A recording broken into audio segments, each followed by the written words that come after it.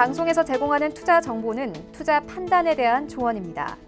방송에서 제공하는 주식의 가치, 가격 상승 및 가격 하락에 대해서는 방송사에서 보장하지 않습니다.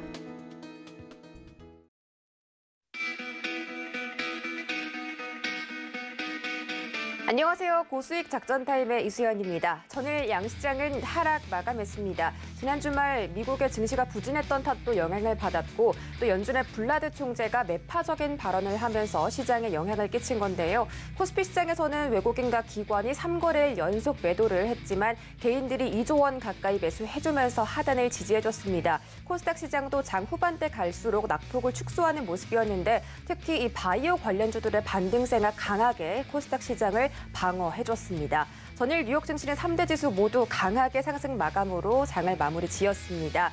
특히 다우존스 지수가 1.8% 가까이 상승을 했고 또 S&P 500 지수는 1.4% 상승 마감했는데요. 아무래도 경기 회복에 대한 기대감이 다시 한번 커지면서 경기 민감주들의 반등세가 돋보였습니다. 오늘 우리 시장에서는 어떤 영향 미칠지 1시간 동안 저희와 함께 전략 세워보시길 바라겠습니다. 그럼 오늘의 투자 작전 화면으로 확인하시죠. 김민수의 작전 키워드 시간에서는 자동차주 응답하라 2021이라는 주제로 과연 남은 하반기에서는 자동차 관련주 어떻게 흘러갈지 짚어보도록 하겠습니다. 허반석의 작전 리포트 시간에서는 이마트에 대해서 설명해드리겠습니다. 이번 주 유통업종에 대해서 설명드릴 텐데요. 이커머스 시장 2위 사업자로 가는 길이라는 주제로 자세한 분석 도와드립니다. 이주연의 주유소포트에서는 제약바이오 업종들이 드디어 ESG 경영을 시작하게 됐습니다. 앞으로 어떻게 전망이 흘러갈지 공개해드리도록 하겠습니다.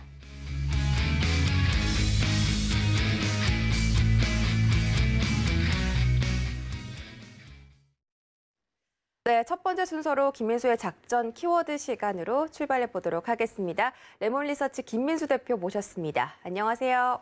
네, 안녕하십니까. 네, 반갑습니다. 전일 우리 시장 하락 조정했는데 과연 오늘은 어떻게 흘러갈지 자세한 전략 지금부터 세워볼게요. 첫 번째 키워드로 확인해 보시죠. 네, 오늘의 첫 번째 키워드는 6월 FOMC 이후 시장의 시선은 이라는 주제입니다. 지난주 FOMC 회의 결과가 발표됐고 금리 인상이 2차례가량 이루어질 것이다라는 분석이 제기가 됐습니다. 이에 따라 시장 좀 안 좋은 영향을 받았지만 다시 한번 전일 좀 상승하는 모습 보여줬고요. 또 이번 주에 여는 총재들의 발언이 굉장히 많이 남아 있습니다. 오늘 우리 시각으로 새벽이죠. 그러니까 오늘에서 내일로 넘어가는 새벽에는 연준의 FOMC 제롬 파월 의장이 하원 증언을 앞두고 있고 또 여러 가지 여는 총재들까지 또 발언을 앞두고 있는 만큼 이번 주 시장에 대한 변동성이 좀 짙어질 것으로 보이는데요. 어떻게 보시나요? 네, 변동성은 어제부터 커졌죠. 그래서 또 오늘도 미국 시장이 반등하다 보니까 기대감은 살짝 높아지는데 이 부분 관련돼서도 일단 시장에서 또 하나의 변화 요인이라고 봐야 될 것 같고요. 오늘 같은 경우는 일단 체크해야 될 일정 중에 하나가 한국의 5월달 PPI, 그러니까 즉 생산자 물가지수가 발표가 될 텐데 최근 들어서 물가지수 동향들은 글로벌 국가들도 마찬가지겠지만 우리나라도 계속 체크해야 되겠죠. 그런 쪽에서 특히 지금 소비자 물가지수도 계속 고공행진으로 가고 있는 상황 쪽에서 생산자 물가지수도 같이 상승세가 이어갈 가능성들, 특히 원자재 가격이 올라가고 그리고 또 운임 가격들이 해상 운임이나 화물 운임 모두 다 올라가는 상황 쪽에서 생산자 물가지수도 같이 강세로 이어갈 수 있다는 점 생각해야 될 것 같고요. 이런 분위기가 계속되다 보니까 아무래도 한국은행이 하반기에 금리를 한번 선제적으로 올릴 수 있겠다라는 반응들이 나오고 있는데 그런 흐름들 쪽에서 그 금리를 또 올릴 만한 요인들이 되는지도 한 번쯤 체크해야 될 것 같고요. 그 밖에 또 오늘 서울 옥션 관련된 얘기가 있습니다. 신사동 강남센터에서 204점, 좀 최근 들어서 가장 큰 규모라고 하는데 230억 규모라고 보여지고 있는데 최근에 그래도 자산에 대한 관심이 높고 미술품에 대한 관심이 높다 보니까 이 부분이 또 잘 끝난다라고 하게 되면 성황리에 끝난다라고 하게 되면 지금 기대감을 더 받지 않을까요? 그래서 오늘 서울 옥션 같은 경우도 장중에 좀 관심을 가져야 되지 않을까라는 생각으로 바라보고 있고요. 그와 함께 또 오늘 개별적인 기업들 이슈 쪽으로는 SK그룹 확대 경영 회의가 있는데 ESG 이슈가 있죠. 그러다 보니까 또 이쪽을 SK도 강화하겠다는 입장 쪽에서 혹시나 또 어떤 얘기가 나오는지 지켜봐야 될 것 같고요. 또 LG에너지 솔루션이 이노베이션 포럼 2021 관련돼서 또 배터리 관련된 기술에 대한 여러 가지 얘기들 나올 수가 있을 것 같고요. 또 삼성전자 차세대 네트워크 컨퍼런스 관련된 쪽은 일단 5G, 6G 관련된 얘기일 것 같은 얘기다 보니까 혹시 또 관련된 기술과 또 종목들의 변화 체크해야 될 것 같고요. 또 6월 23일 날 수요일 날 같은 경우는 미국의 6월 합성 PMI 예비치가 발표가 됩니다. 그러다 보니까 또 지금 나오고 있는 실물 경기와 관련된 중요한 지표죠. 최근 들어서 제조업 PMI 서비스업이 이제 조금 더 확장세로 가기 시작하면서 이런 제조업 관련된 쪽과 서비스업 관련된 쪽 여전히 확장세로 나가야 하는지 여부를 체크해야 될 것 같고요. 그럴 가능성은 여전히 높다는 관점 쪽에서 시장도 어떤 지금 이어지는 경기 정상화에 대한 흐름들 계속 나오니 또 체크할 것 같고요. 내가 이제 5월 신규주택 매매가 발표가 될 예정인데 주택 지표들 약간 단기 과열 정도로 가다가 이를 좀 해소하는 여부가 아주 중요하다고 봐야 될 것 같은데 그런 변화 체크하면서 또 내일은 스마테크 코리아라고 하는 또 융복합 비즈니스 관련된 쪽에 여러 가지 또 그 관련된 컨퍼런스가 그 코엑스에서 열리죠. 이러다 보니까 관련된 모멘텀들 또 체크하면서 시스코에서 또 커넥트 코리아 관련된 쪽이다 보니까 네트워크 관련된 쪽 또 체크해야 될 것 같고요. 또 6월 24일 날 목요일 날 같은 경우는 한국의 6월 소비자 동향조사가 발표가 됩니다. 그런 쪽에서 소비자 동향조사 발표하고 바로 이날부터 대한민국 동행 세일 들어가고 그러다 보니까 소비자 심리는 최근 들어서 계속 좋아지고 있는 구조 쪽에서 또 이제 세일까지 이제 소비를 진작시키기 위한 정부의 세일까지 이어진다. 반응이 좀 더 드라마틱하게 나오느냐 여부인데 하지만 동행 세일 관련돼서 지금 상반기에 한번 하반기에도 가을 때쯤 한번 하죠. 근데 이쪽이 과거 다른 어떤 국가들 간의 중국이나 미국 쪽에서 보여주는 어떤 쇼핑데이의 흐름들과는 다르게 할인 폭이 생각보다 좀 정해져 있죠. 그러다 보니까 제조사가 직접적으로 어떤 할인 폭을 키우는 상황이 아니라고 하게 되면 일단 한계는 좀 있지 않을까라는 쪽인데 그래도 코로나19의 회복을 지나가는 그런 관점 쪽에서 또 보복 소비와 관련된 부분들 또 체크해야 될 것 같고요. 그 밖에 또 마이크로소프트가 차세대 윈도우를 공개합니다. 그런 쪽에서 지금 윈도우와 관련된 어떤 쪽이 바뀌어졌고 만약에 이게 생각보다 또 시장의 반응이 괜찮다라고 하게 되면 아무래도 또 PC나 또 노트북 수요를 또 빠르게 교체하는 쪽으로 나올 수가 있겠죠. 이런 쪽에서 변화도 한번 체크해야 될 것 같고요. 그 밖에 미국의 1분기 GDP 확정치, 1분기보다 지금 2분기가 6% 이상 성장하는 이런 얘기로 나오다 보니까 이런 연장선상에서 변화들 한번 체크해야 될 것 같고요. 그 밖에 5월 내구재 주문 발표할 걸로 보여지고 있고 또 페덱스의 실적이 발표됩니다. 페덱스는 일단 물류 관련된 쪽도 중요하겠지만 글로벌 경기와 관련된 쪽도 상당히 중요하게 얘기하는 대표적인 업체죠. 그러다 보니까 생각보다 좋은 실적들이 또 경기에 대한 흐름들을 또다시 설명해 줄 수 있기 때문에 같이 체크해야 될 걸로 보여지고 있고요.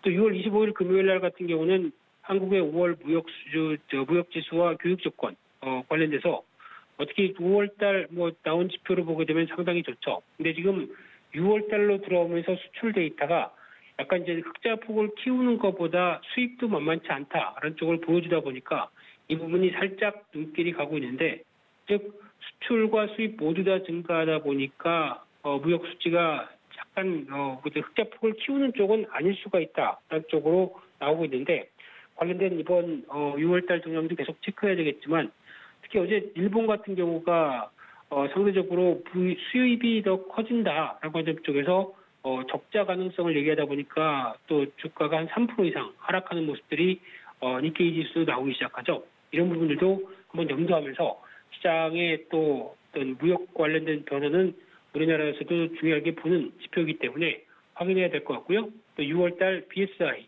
특히 기업경기실사지수 최근 들어서 상당히 확장세로 나가면서 분위기는 좋은데 혹시나 지금 원가 부담이 원자재 가격들이 많이 올라서 그리고 또 앞서 말씀드렸던 운임 비용이 포함돼서 이 부분이 살짝 꺾인다라고 하게 되면 하반기에 대한 실적 기대감이 생각보다 그렇게 눈높이가 높지 않을 수도 있다. 쪽에 비용 관련된 부분들이 발목을 잡는지도 한번 좀 체크해야 될 것 같고요. 그 밖에 아모센스라는 회사가 이날 신규 상장됩니다. 무선 충전 차폐 시트, 무선 충전 안테나, 자동차 전장 모듈, 지금 시장에 맞는 트렌드에 맞는 종목이죠. 그러다 보니까 이에 따른 기대감이 좀 커지는지도 한번 좀 체크해야 될 것 같고요. 그날 또 대우건설에 대한 인수전 본입찰이 이어집니다. 그러다 보니까 최근에 건설주 좀 힘이 없죠. 그런 쪽에서 대우건설의 본입찰을 앞두고 주가가 이제 다시 턴하면서 또 한번 기대감을 키우는지도 체크해야 될 것 같고요.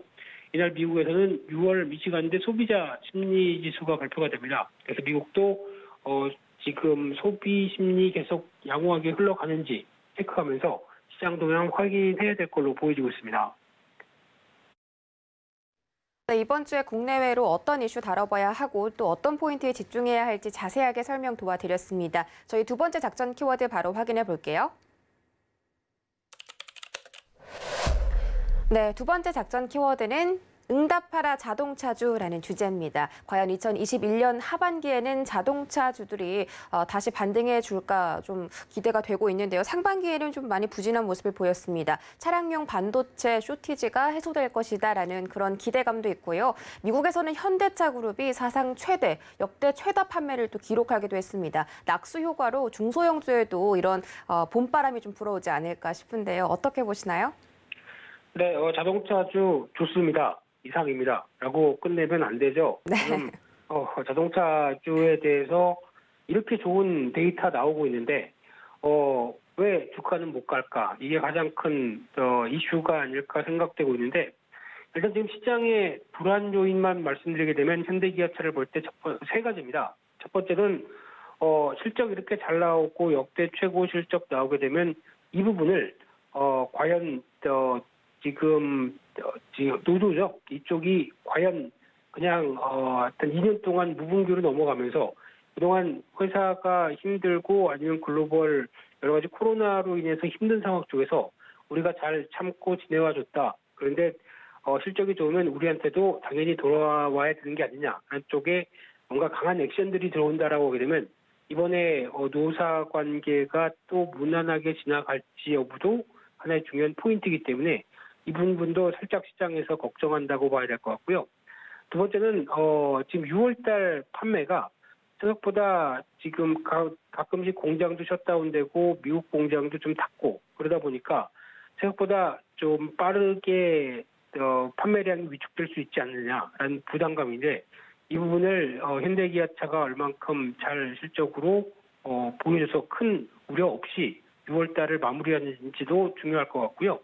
또 세 번째는 지금까지 차량 특히 유럽 점유율이나 미국도 점유율도 보게 되면 미국에서는 포드도 제치고 유럽에서는 BMW 제치는 상당히 경이로운 기록을 쏟아냈지만은 이게 어떻게 보면 차량용 반도체 쇼티지 때문에 영향을 받는 부분들이 아니었느냐. 즉 다른 차 메이커들도 상당히 좀 힘들다 보니까 오히려 그나마 조금 낮게 공급 쇼티지에 대해서 좀 나은 흐름들을 보여준 현대기아차가 상대적으로 선전을 했고 만약에 이 부분이 해소되기 시작하게 되면 다른 업체들은 오히려 위축됐다가 반등폭이 좀 더 차량 판매량이 좀 더 커지게 되면 지금 같은 점유율을 그대로 유지할 수 있겠느냐라는 부분들이죠. 그러다 보니까 이 세 가지의 우려감들이 지금 잘 나가는 판매량에 대해서 약간 다시 생각해보고 있는 국면이다라는 쪽에서 일단 현대기아차의 흐름들 앞으로 또 체크를 해야 될 걸로 보여지고 있는데요. 그럼에도 불구하고 지금 나오고 있는 변화만 보게 되면은 관심은 계속 둬야 된다라고 봐야 될 것 같고요. 그런 지금 점유율의 동향들 특히 가장 현대기아차가 잘했던 전략은 지금까지 어떤 보여줬던 자동차의 또 고급화를 좀 이끌어내면서 단가를 끌어올리는 현상들을 가져가고 있죠. 대표적인 게 GV 시리즈고 SUV 시리즈다라고 하게 되면 상대적으로 판매 단가는 과거에 저희가 현대기아차가 팔았던 어떤 SUV급보다 훨씬 더 한 단계 높은 급이죠. 그러다 보니까 좀 더 비싸게 판다는 관점 쪽에서 ASP 모두 다 올라가고 있는 현상들이 그래도 실적에 대한 도움이 된다. 즉 차량 한 대에 $10,000에 파는 것보다 $30,000에 파는 게 훨씬 더 어떤 수익이 더 높고 그리고 거의 들어가는 부품과 함께 이어지는 밸류 체인들도 훨씬 더 아직까지는 잘 팔리다 보니까 단가 인하 압력들이 없는 상황들이죠. 이런 부분까지 연장해서 생각하게 되면 훨씬 더 지금 나오고 있는 현상들은 긍정적이다라고 바라보고 있는데 게다가 또 전기차입니다. 지금 1월 달에서 5월 달까지 현대기아차가 글로벌 판매를 봤을 때 한 64% 증가하는 76,000대 정도를 얘기를 하고 있는데 근데 이게 지금 니로나 코나 같은 쪽이었죠. 그러다 보니까 본격적으로 아이오닉 시리즈나 EV6가 등판되지 않았는데 이 정도까지 실적을 보여준다고 하게 되면 글로벌 성장세는 27%라고 얘기합니다. 거의 2배 가까운 어떤 수치를 보여준다라고 하게 되면 상당히 현대기아차가 지금도 잘하고 있구나. 근데 신차가 나오게 되면 이를 또 전기차 쪽에서 큰 반향을 불러일으키지 않을까 하는 기대감이 좀 크다고 봐야 되겠죠.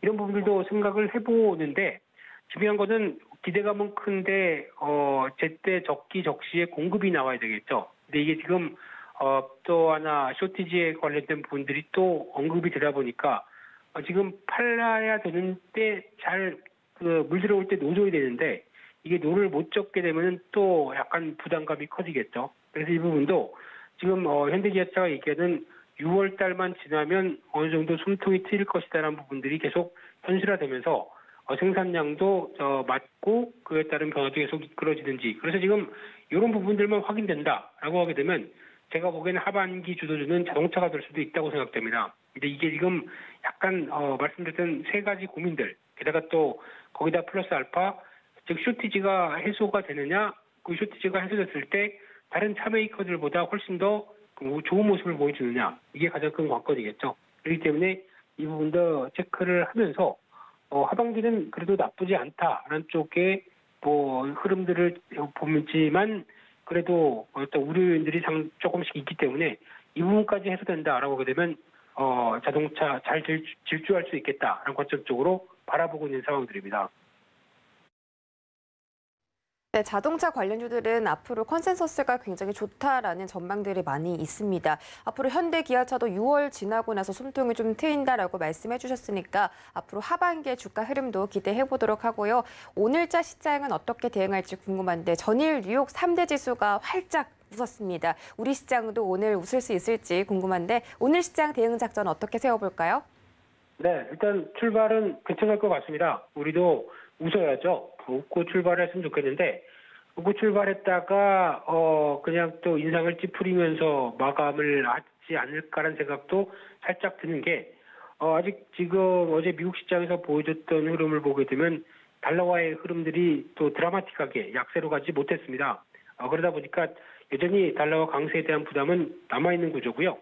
게다가 그러면 오늘 그동안 어제 외국인들이 대거 매도하고 매수로 들어올 수 있을까라는 부분들 아직 확답을 못하는 상황들이고 게다가 또 약간 금리가 다시 이제 정상화로 돌아가는 쪽에 우려감들이 반영되게 되면 이에 따른 쪽의 신흥국은 아무래도 그에 소외될 수 있다는 쪽으로 봤을 때 지금 자금의 이동 측면으로 보게 되면 어떤 한국을 비롯한 신흥국 쪽에 대해서는 약간 좀 유출 가능성이 높은 부분들이 또 감지가 되고 있죠. 그게 어제 처음으로 어떤 시장에서 반응이 나왔다라고 하게 되면 이런 쪽에서 흐름을 생각했을 때 아무래도 전강 후약이 될 가능성도 있기 때문에 오늘 같은 경우는 외국인들의 동향들 또 체크를 해보면서 시장은 강세로 출발하는데 외국인들 매도세가 계속 이어진다라고 하게 되면 일단 시장의 탄력이 장중에 좀 없어질 수도 있겠다라는 점 염두를 하시면서 보셨으면 좋겠고요.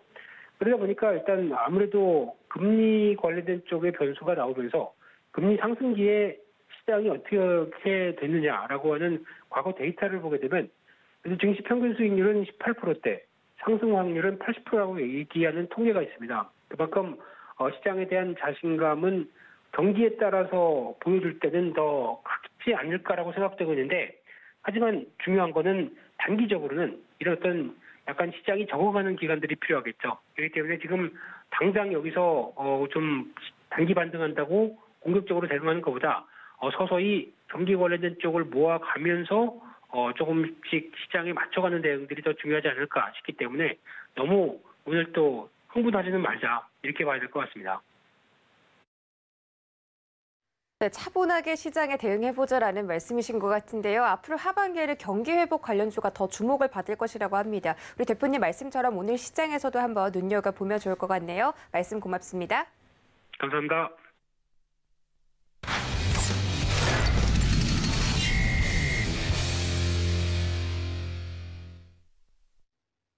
네, 이어지는 시간은 허반석의 작전 리포트 시간입니다. 증권가에 쏟아지는 리포트들 중에서도 제일 중요하고 제일 살펴볼 만한 리포트 분석해드리는 시간이죠. IR 분석의 신 허반석 전문위원 함께합니다. 안녕하세요. 네, 안녕하세요. 네, 반갑습니다. 이번 주 유통업종 리포트 분석해드리는데요. 오늘은 과연 어떤 종목일지 바로 확인해 볼게요. 네, 오늘의 종목 리포트는 바로 이마트였습니다. 신세계 계열이죠. 이커머스 시장이 지금 굉장히 활발하게 성장하고 있습니다.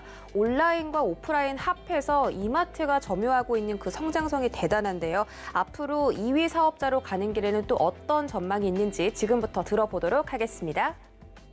네, 이번 주 유통업종 리포트 살펴보고 있는데요. 오늘은 업종 중에서 요즘 이베이 코리아 인수에 대한 조금 이슈가 강한 이마트를 가지고 왔습니다.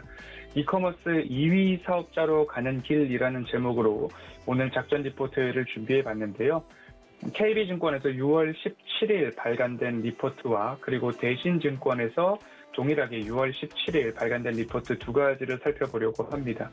유통업종 리포트는 지난 4월에도 한번 다뤘었죠. 4월 20일 신세계, 4월 21일 호텔신라, 22일 이마트 이렇게 살펴보았고요. 주로 수요일은 스튜디오에서 그래도 시청자분들이 매수하기 편한 가격대가 있는 그런 기업들을 살펴보고 있고요. 오늘 이마트 같은 경우에는 지난 4월에 이어서 추적 관찰한다라는 의미로 한번 살펴보시면 좋을 것 같습니다. 이마트의 사업 영역은 다들 잘 아실 겁니다. 대형 마트 기준으로 이마트, 이마트24 그리고 편의점 쪽으로 이마트 에브리데이, 이마트24, 온라인 쪽으로는 ssg.com, 그리고 이제 많은 분들이 코스트코 말고 트레이더스도 쓰고 있고요. 생활 편의시설 또한 쇼핑 공간으로 스타필드도 살펴보고 있습니다. 노브랜드 관련된 이슈가 오늘 아침 뉴스로도 좀 나와지고 있고요. 호텔과 리조트 사업 부문으로는 신세계 조선호텔, 그리고 식음료 부분으로는 신세계 푸드, 신세계 L&B, 그리고 스타벅스 커피 코리아가 있겠죠. 건설 레저 쪽으로는 신세계 건설이 있고요. IT 서비스 쪽으로는 신세계 INC까지 이마트의 연결 자회사로 포함되고 있다라고 보시면 좋겠습니다. 신세계가 붙는다고 해서 모두 다 신세계의 자회사가 아니라 이마트의 연결 자회사로 편입된 기업들이 있는 만큼 이마트의 연결 매출과 영업이익 또한 연말로 가면 갈수록 조금 더 집중해 볼 수 있겠다라고 말씀을 드리고 싶고요. 꾸준히 관찰하는 이유는 유통업종이 그래도 자신 있는 업종 중에 하나다라는 말씀을 드리고 싶고요. 그 중에서도 반복해서 그 기업들의 리포트를 꾸준하게 보고 방송에서 언급을 드리는 이유는 그만큼 매력적인 부분들이 있다라고 이해를 해 주시면 좋을 것 같습니다. 이마트의 그럼 현재 매력적인 것이 무엇이냐? 죄송합니다. 라고 말씀을 드리면 이마트는 스타벅스 커피 코리아의 지분을 가지고 있는데 그 지분을 조금 더 확대해 나가겠다라는 부분은 뉴스와 방송을 통해서 많이 말씀을 드렸습니다. 지금 핫 이슈는 이베이 코리아의 지분 인수 관련된 부분이죠. 이베이 코리아의 지분을 인수했을 때 기존 ssg.com의 시장 점유율과 거래 대금까지 합쳤을 때에 쿠팡을 넘어선 시장 2위 사업자가 된다는 이야기가 현 구간에서는 가장 큰 이슈입니다. 국내 쇼핑 주요 플랫폼들을 보면 네이버 쇼핑, 쿠팡, 이베이 코리아 11번가, 롯데온, 그리고 ssg.com까지 있을 텐데 이베이 코리아와 쓱닷컴, ssg.com을 합산했을 때에 쿠팡을 넘어서는 거래액으로 좀 보시면 좋을 것 같고요. 그리고 플랫폼 시장 점유율을 봤을 때에도 네이버, 이베이 코리아, 쿠팡, 기타, 그리고 ssg.com인데 이베이 코리아와 ssg.com을 합쳤을 때의 합산 점유율이 15%까지 오르기 때문에 이 구간에서는 시장 2위 사업자로 올라서는구나 라고 보시면 좋을 것 같습니다. 이마트와 네이버의 컨소시엄으로 이베이 코리아의 지분을 인수를 하겠다라는 보도가 이어졌는데요. 지금 보도가 이제 업데이트되는 내용들을 보면 네이버는 이 지분 인수에 그래도 일단 한 발 빼는 모습으로 보도들이 이어지고 있고 이마트가 단독으로 이베이 코리아의 지분 80%를 인수하는 방향으로 조금 가닥이 잡혀가고 있는 그런 모습입니다. 네이버 같은 경우에는 가격이나 활용도 면에 있어서 조금 고려해 볼 필요가 있다라면서 한 발 빼는 모습인데 네이버는 네이버의 자사주를 활용한 지분 교환 방식으로 이베이 코리아 지분을 인수하는 방법을 조금 제시를 했는데 이베이 입장에서는 이베이 코리아 지분을 매각할 때에 현금으로 인수하는 방식을 딜 조건으로 내걸어서 그 사이에서도 이견이 있었던 모습으로 보도들이 이어지고 있습니다. 이마트를 단독 인수했을 때 과연 그 4조 원에 육박하는 자금을 조달하는 것이 쉬울까? 그리고 재무 건전성에는 괜찮을까에 대한 이야기들이 오고 있습니다. 제가 분석하고 살펴본 바에 의하면 이마트의 가양점 매각을 하나 예를 들어 드렸었습니다.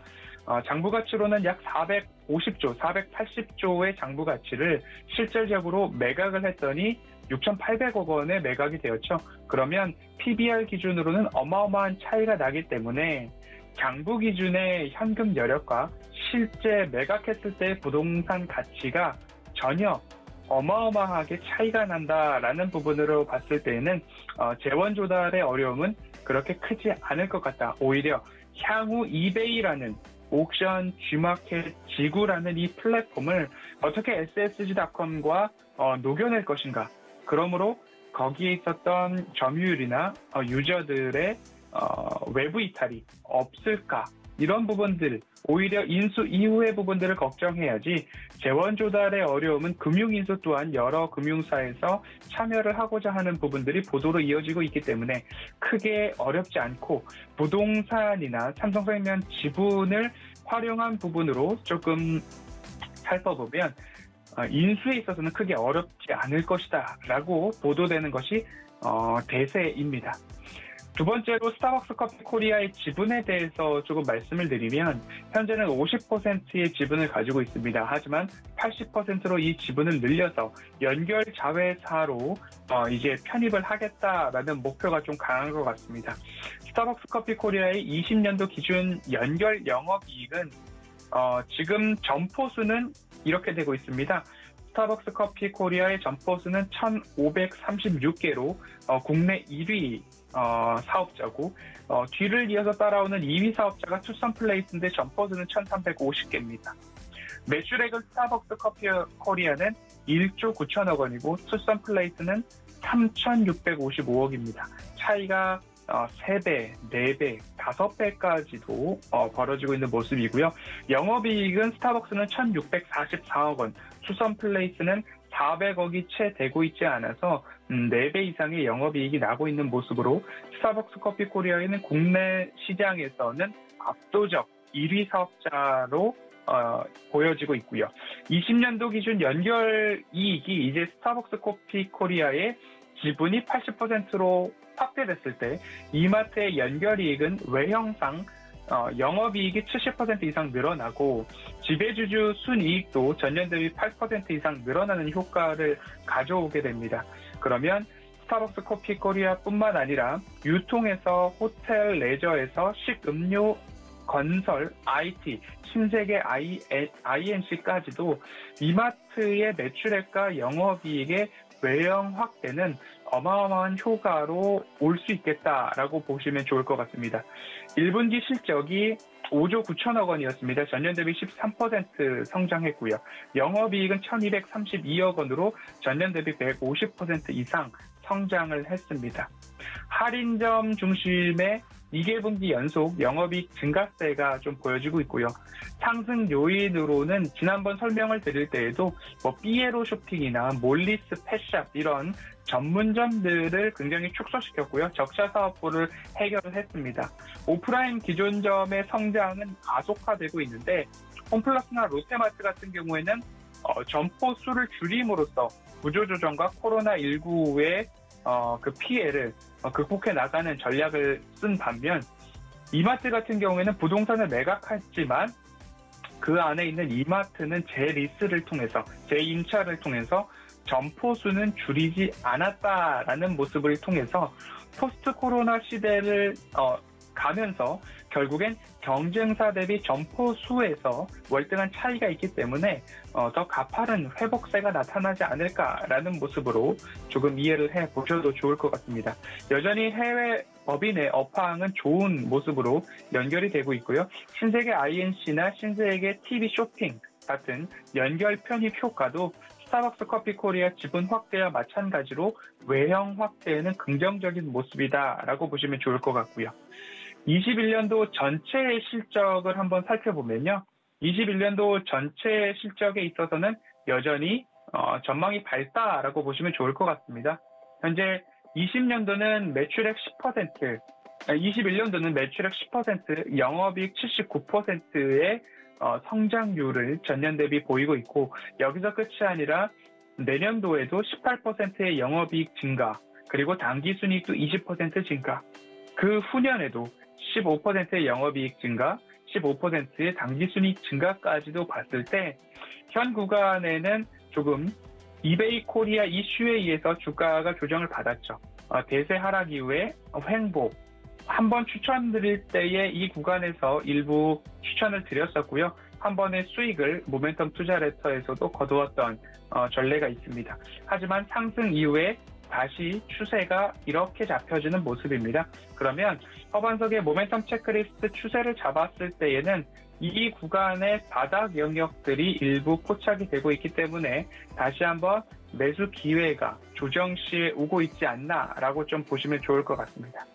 또 한 번 말씀드리고 싶은 부분은 결국엔 이제 얼마만큼의 추적 관찰이 이루어지고 있나라는 부분입니다.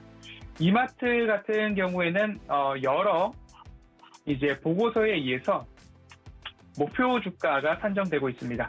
그 목표 주가가 어떻게 산정되고 있는가를 살펴볼 텐데요. 제가 말씀으로 이야기로만 드리는 것보다 리서치 동향을 한번 살펴보면요. 목표 주가가 현재 28만 원부터 24만 원까지 다양하게 나와 있습니다. KB증권은 24만 원, 신영증권은 20만 원, 대신증권은 23만 4천 원, 교보증권은 22만 원, 그리고 유안타증권은 28만 원까지 목표 주가를 좀 내보이고 있는 모습인데요. 현재의 이베이 코리아 이슈가 현재 핫 이슈로 자리를 잡고 있습니다. 시장의 중심에 서 있는 이베이 코리아 인수가 일부 마무리가 되고, 그리고 스타벅스 커피 코리아의 지분 확대도 일단락되고, 그러면 그 다음부터는 포스트 코로나겠죠. 외부 활동이 증가하고 있고 오프라인 매장에서 강세를 보이고 있고 SSG닷컴의 온라인 시너지가 조금 더 연결이 된다라고 한다면 실적 개선에 맞추어서 우상향의 흐름은 불보듯 뻔하지 않을까라는 생각을 하게 됩니다. 단 장기적 관점에서 바라보시면 좋을 것 같고요. 1차적으로는 18만 원, 19만 원대의 전고점 영역에 대한 도전이 있을 것 같습니다. 유통업종 대응 전략을 여전히 제가 말씀드릴 때에는 실적에 대한 부분들 늘 강조해서 말씀을 드리고 있지만 신세계도 그렇고요, 현대백화점도 그렇고요, 호텔신라도 그렇고 유통 섹터에서 조금 살펴볼 수 있는 기업들에 있어서는 주가가 많이 회복해 있는 상황입니다. 그렇기 때문에 현재의 이슈와 이벤트에 의해서 조정이 나온다라고 한다면 그 가격적인 매력이 현재 매수가 가능한가를 따져보시고 다만 장기적 관점에서 접근을 하셔야 조금 더 편안하게 이끌어갈 수 있겠다라는 말씀을 드리면서 유통업종 전반에 있어서는 실적을 꼭 보셔야 되겠다라는 말씀 꼭 드리고 싶습니다. 오늘 이마트는 여기까지 살펴보고요. 유통업종과 관련된 이야기들은 노란톡 오픈 채팅방에서 함께 논의를 하고 있으니까 참여해 보셔도 좋겠다라는 말씀 드리도록 하겠습니다. 네, 이마트에 대해서 정말 자세하게 알아봤습니다. 이마트가 이렇게까지 사업을 크게 한다고 생각할 정도로 정말 많은 모멘텀을 가지고 있는데요. 앞으로 유통업계 실적이 또 대두되는 만큼 관련 종목들 체크해보시고 우리 허반석 위원님께서 짚어주신 점은 이 가격 매력도가 있더라도 장기적인 관점으로 끌어가셔야 조금 더 편안하게 매매할 수 있다라고 말씀해 주셨습니다. 고맙습니다. 감사합니다. 네, 이어지는 시간은 이주현의 주유소 포트로 바로 넘어가 보도록 하겠습니다. 저녁 8시 방송되는 주유소 시간에서 이주현 위원님이 구성하신 포트폴리오 종목들을 가지고 개장 전에 리뷰해보는 시간이죠. 이주현 전문위원 만나보겠습니다. 안녕하세요. 네, 안녕하세요. 네, 반갑습니다. 전일 뉴욕 증시가 좀 빨간불로 상승해서 우리 시장도 오늘 많이 기대가 되는데 자세한 전략들 들어볼게요. 그 전에 주유소 운용 원칙부터 살펴보고 가시죠. 이주연의 주유소 포트폴리오 운용 원칙입니다. 바닥난 포트폴리오를 먼저 접수하고 기존 종목들을 손절한 후에 전문가 추천주로 포트를 운용하게 됩니다. 전문가당 한 종목 추천을 원칙으로 하고 있고요. 최고 수익률 산정 기준은 종가로 하고 있습니다. 자세한 종목들 살펴보시죠. 네, 첫 번째 장에서는 목표가를 달성한 종목들이 많습니다. 동신건설과 삼익THK, 서암기계공업까지 최근에 목표가 달성했고요. 각각 14%대 수익률과 15% 수익률 챙겨갔습니다. 현대코퍼레이션은 마이너스 1.95% 손실 보는 중이고 알렙이 5%대 수익 챙겨가고 있습니다. 다음 장 보시죠.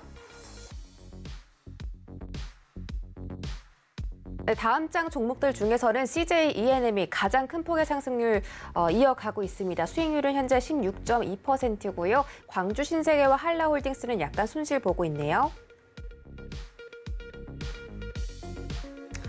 네, 지금부터 본격적으로 좀 종목들 살펴볼 텐데요. 전일 우리 시장에서 아직 가장 두각을 받은 섹터는 바로 바이오 섹터가 아니겠습니까? 앞으로 바이오 종목들도 ESG 경영을 시작하겠다라는 그런 포부를 밝혔는데 이 지속 가능한 경영이 앞으로 많은 종목들에 좀 영향을 줄 것 같습니다. 이런 부분에 대해서 이 바이오 종목들 좀 굉장히 궁금한데 어떤 전략들 좀 세워볼지 우리 위원님께서 체크를 해주실까요? 네, ESG 경영이라는 부분이 사실 좀 쉽게 저도 와닿지가 않는데요. 이제 뭐 기업을 운영하는 데 있어서 수익성, 그리고 뭐 이익을 얼마나 벌어들이냐 하는 그런 부분에 이제 좀 집중을 많이 하고 있었는데, 뭐 경영학을 전공하신 분들 이제 뭐 사회적 책임에 대해서 한 번씩 이제 들어보셨을 거고, 기업의 이제 사회적 책임에 대한 것을 그동안은 이제 뭐 좀 기업에 자발적으로 맡겼던 그런 부분들이 이번에는 그냥 자발적으로 맡기는 부분은 약간 좀 모호한 그런 어떤 수치로 이렇게 나타낼 수 있는 부분들이 없기 때문에 이거를 수치화하고 등급화해서 투자에 활용하자는 뭐 취지에서 ESG라는 걸 만들어냈다라고 보시면 될 것 같은데요. 지금 뭐 ESG 뭐 약자는 다들 아실 거라 생각합니다. 뭐 environment, 뭐 social, 그다음에 governance 이렇게 합쳐가지고 앞자 따서 이제 만들어졌는데 환경을 생각을 해야 되고 기업이 이제 이익을 내는 데 있어서 얼마나 벌었나 이것도 중요하지만 이제 어떻게 벌었나를 보겠다라는 부분이거든요. 그래서 요걸 이제 뭐 환경을 친환경적인가 뭐 이런 부분들을 보는 부분이고요. 그 다음에 이제 뭐 사회적인 부분을 볼 때는 고용을 어떤 식으로 하고 있고, 지역 사회에 어떤 기여를 하고 있고, 그 제품이 이제 얼마나 안전하게 잘 만들어졌는가 뭐 이런 부분들을 본다는 거고요. 그 다음에 뭐 가버넌스 같은 경우는 뭐 투명 경영, 뭐 사업 윤리, 그 다음에 뭐 정경 유착 같은 그런 부분들이 있겠죠. 이제 이런 부분들을 왜 그럼 보게 됐느냐 하면 뭐 ESG가 사실 화두가 된 것은 블랙록이 2020년도에 연내 서한을 보낼 때 이제 계기가 됐습니다. 블랙록이라고 하는 이제 자산 운용사가 있는데 글로벌 최대 자산 운용사 중에 한 곳이고요. 세계 기후 변화로 이제 인해서 투자할 기업을 판단하는 고려 요소 중에서 이 ESG라는 부분을 넣겠다. 그렇게 이제 이야기를 한 부분이 있고요. 단순히 이제 환경 문제만이 아니라 주주나 고객, 노동자, 거래처 그리고 사회에 이익이 되는 방식으로 기업 목표치를 설정하는지 이런 부분들을 체크하겠다라고 이제 이야기가 나왔었습니다. 요게 이제 실질적으로 국내 ESG 펀드, 주식형 펀드가 만들어지면서 약 한 5,600억 정도의 자금이 유입이 됐는데 국내 일반 주식형 펀드 자금이 이제 8,000억 넘게 이탈한 걸 생각을 했을 때는 의미 있는 결과라고 생각이 되고요. 다만 이제 문제점으로 좀 생각해 볼 수 있는 부분이 이제 비재무적 평가다 보니까 수치로서 이렇게 정확하게 판단을 내리기 위해서는 어떤 기준이 있어야 되는데 이 기준 자체가 기관마다 조금씩 다 틀리고 아직 완벽하게 정확하게 이렇게 정착이 됐다. 국제 표준이 생겨서 그대로 이렇게 진행이 되고 있다라고 보기는 좀 어려운 것 같습니다. 그래서 한국에서도 K ESG라고 해가지고 국내 어떤 평가 기준을 이렇게 제시를 했는데 이걸 이제 만들어 가고 있는 그런 상황이다라고 보시면 될 것 같고요. 좀 전에 이제 이야기 주신 것처럼 많은 기업들이 사실 지금 이 ESG 경영을 도입을 한다라고 선언을 했어요. 아무래도 이제 글로벌 기후 때문에 탄소 배출에 대한 이런 부분들을 생각을 한다라면 이런 부분 진행할 수밖에 없고 주주가치 제고를 위해서도 좀 전에 보셨던 것처럼 이제 이런 투자를 하는 데 있어서의 하나의 기준으로 삼아지는 부분들이 있다 보니까 이런 부분들을 지속적으로 기업들이 이제 도입을 하고 적용을 하고 하면서 이제 ESG에 대해서 좀 진행을 한다라고 생각을 하시면 될 것 같습니다. 예전에는 그냥 사회 봉사 하는 거 보여주고 기업들이 이제 이런 식으로 진행을 했었는데 이제 ESG를 도입함으로써 얼마나 이제 친환경적으로 제품들을 생산해내는지에 대한 이런 부분들을 좀 많이 부각을 할 것 같고요. 그 다음에 우리가 만들어내고 있는 이런 제품들이나 이런 그 서비스가 얼마나 사회에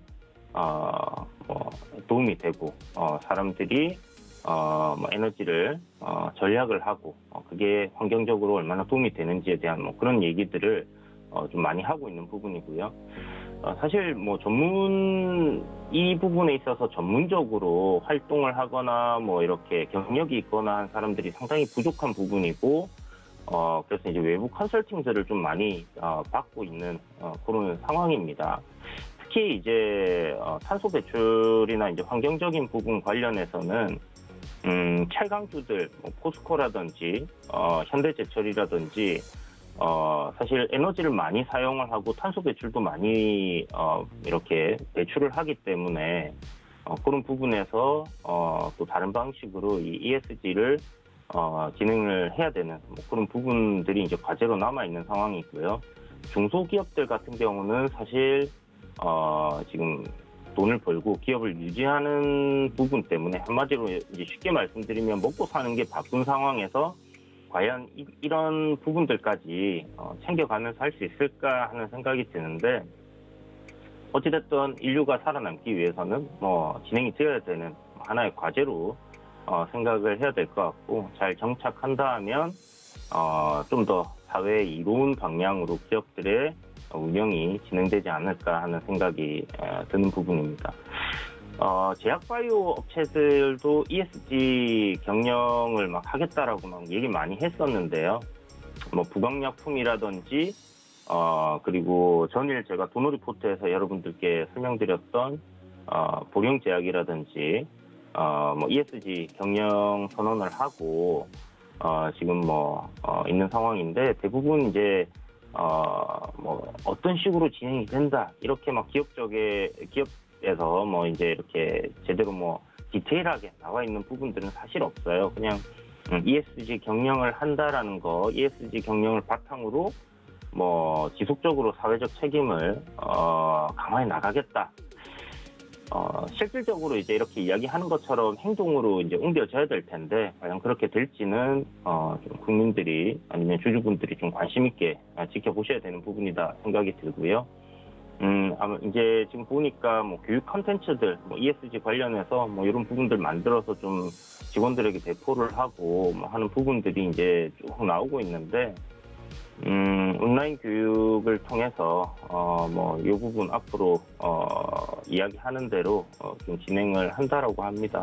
딱히 수익성과는 그렇게 연결된 부분들은 아니겠지만 하나의 홍보 수단으로서 이렇게 좀 이야기되는 부분이 있고, 그리고 아까 보신 것처럼 ESG 펀드가 있는 상황이기 때문에 주주가치 제고를 위해서는 당연히 진행이 되어야지 그 큰 펀드를 운영하는 기업들로부터 이제 투자도 받을 수 있는 그런 부분이 아닐까라는 생각이 들고요. 아무래도 그런 식으로 투자를 받기 위한 하나의 방안으로 활용을 하는 게 아닌가라는 생각이 듭니다. 실질적으로 사회적 책임을 다하겠다라는 기업들도 있겠지만 어찌됐든 이런 부분들이 좀 잘 정착을 해서 실질적으로 사회에 좀 도움이 되는 그런 방향으로 기업들이 경영이 되었으면 좋겠다라는 바람이 생기네요. 네, 기업들이 산업을 발전시키면서 환경을 파괴했으니까 다시 기업들이 이에 대한 사회적인 책임을 물겠다라고 나온 게 바로 ESG 경영인데, 앞으로 ESG 경영 진행을 하고 있는 펀드 상품들도 늘고 있다고 하니까 이 바이오 종목들이 앞으로 이런 파생 상품에 또 영향을 줄지 또 지켜보면 좋을 것 같고, ESG의 기업에 대한 점수를 잘 받으면 사회적인 인식도 좋아지니까 주가에 당연히 상승 흐름에 대한 영향을 줄 수도 있겠죠. 이런 분석도 해주셨습니다. 오늘자 시장에서도 잘 지켜보면 좋겠습니다. 말씀 고맙습니다. 네, 감사합니다. 네, 고수익 작전 타임에서 알차게 전략 세워봤습니다. 저희는 잠시 뒤 순간포착 매매 시그널로 돌아올게요. 고맙습니다.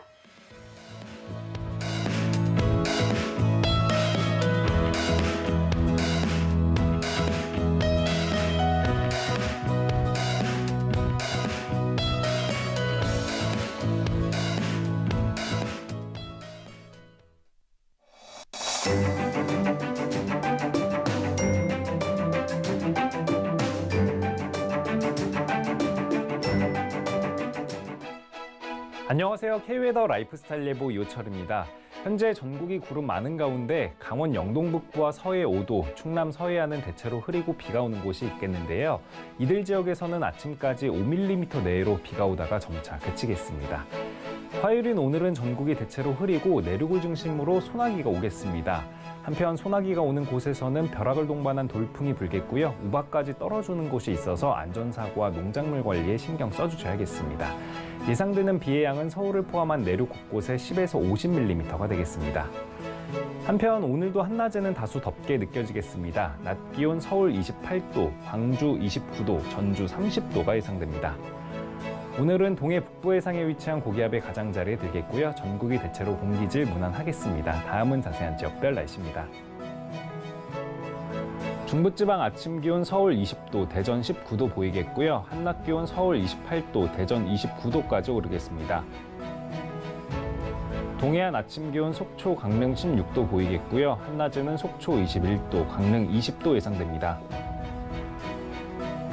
남부지방 아침 기온 대구 18도, 부산 19도 보이겠고요. 한낮에는 대구 27도, 부산 24도까지 오르겠습니다. 오늘 서해는 흐리고 비가 내리겠고요. 남해와 동해는 종일 흐리겠습니다. 바다의 물결은 동해가 최고 3m로 높게 일겠고 그 밖의 해상은 잔잔하겠습니다.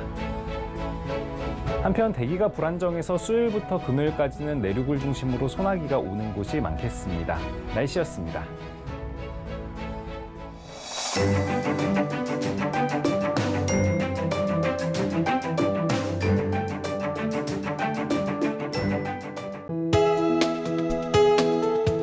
방송에서 제공하는 투자 정보는 투자 판단에 대한 조언입니다.